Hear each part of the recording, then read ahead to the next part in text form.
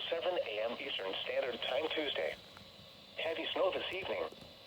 Snow accumulations will consist of 2 rounds. First round of accumulating snow this evening and the second round Monday night into Tuesday. Thus, storm total of 8 to 14 inches and ice accumulations of around 1/10 of an inch. Winds gusting as high as 35 miles per hour.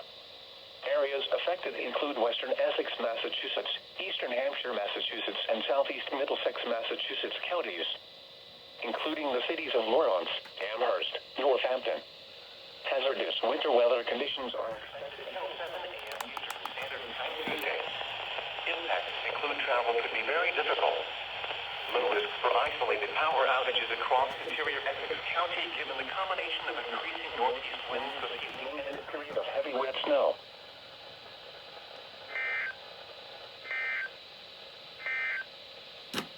Winter storm warning until 7 a.m. Eastern Standard Time. Well, there's the first WSW of the year, so here goes the day right now.